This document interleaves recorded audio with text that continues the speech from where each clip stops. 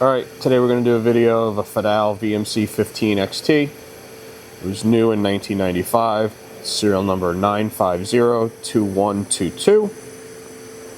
It's equipped with the Fadal 88HS control.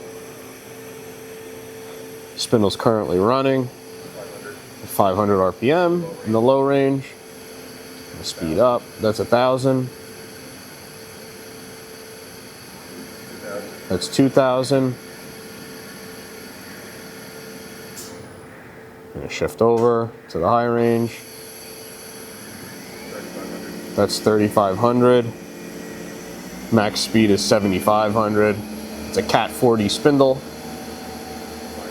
That's 5,000. It's a 15 horsepower spindle. Tool change. You have a 21 tool carousel style tool changer. Another one.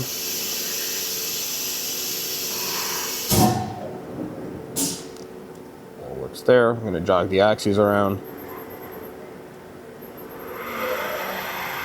That's your x-axis.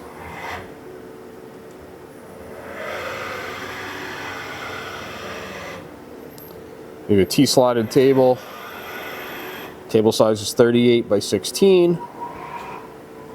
That's your Y. Way covers on all axes.